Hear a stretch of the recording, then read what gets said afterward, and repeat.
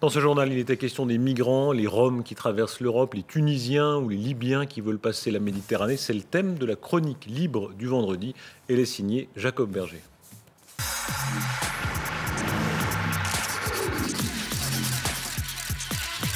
Cette semaine, 150 hommes, femmes et enfants partis de Libye, en provenance du Darfour, de l'Érythrée et même du Bangladesh, se sont noyés sous les yeux des gardes-côtes italiens au large de l'île de Lampedusa. Le lendemain, au Parlement européen, on a observé 1 minute de silence. 1 minute, ça fait à peu près 1/3 de seconde par mort, c'est-à-dire précisément le temps d'un clignement de paupières. Alors, pendant que la paupière de l'Europe clignait, en mémoire de ces cadavres de migrants anonymes, mon esprit s'est mis à vagabonder. J'ai pensé au mur de Berlin et au sort brutal réservé à ceux qui tentaient de battre la glaciation soviétique aux 110 mètres haies.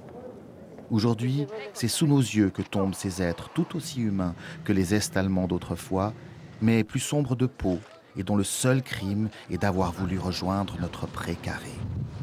1 minute. Je pense à ce clown pathétique au visage refait et aux cheveux teints qui vient embobiner les habitants de la petite île de Lampedusa en jurant qu'il acquérera une villa et en leur faisant croire qu'ils recevront le prix Nobel de la paix. Et le gouvernement présentera au prochain Conseil des ministres la candidature de Lampedusa pour le prix Nobel de la paix. 1 minute. Je pense au visage lisse et vaguement inquiétant du ministre français de l'Intérieur, qui déclare qu'il renverra en Italie tous les migrants tunisiens et libyens qu'il pourra attraper, manifestant ainsi sa solidarité avec les peuples d'Afrique du Nord en lutte et avec ses partenaires européens. Je pense aux clandestins qui parviennent jusqu'ici et qui se font arrêter à Chiasso ou à Bardonnay. 1 minute encore. Je pense à mon enfance, à l'époque où ces migrants méprisés n'étaient autres que ces Italiens de Sicile et de Lampedusa venus en Suisse construire les tunnels et les ponts que nous ne voulions plus fabriquer nous-mêmes. Je pense à leurs valises, à leurs souvenirs, à tout ce qu'ils laissaient derrière eux.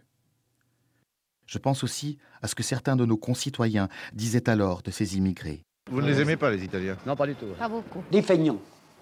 Des incapables et des feignants. Ils chantent et on ne peut pas leur dire d'arrêter. L'Italien par lui-même ne dépense pas son argent, monsieur. Et je me dis que rien n'a changé. Alors, peut-être que cette minute de silence n'est pas seulement pour les disparus. Peut-être qu'elle est aussi un peu pour nous et notre conscience qui flotte quelque part au large de Lampedusa. Je vous rappelle l'information du jour, les polices cantonales ont fusionné. La chose aurait paru inconcevable en d'autres temps. Jura et Neuchâtel lancent le projet inédit. À sa tête, on l'entendait dans ce journal, Olivier Guégnat, qui devient d'ores et déjà le nouveau commandant de la police jurassienne par intérim.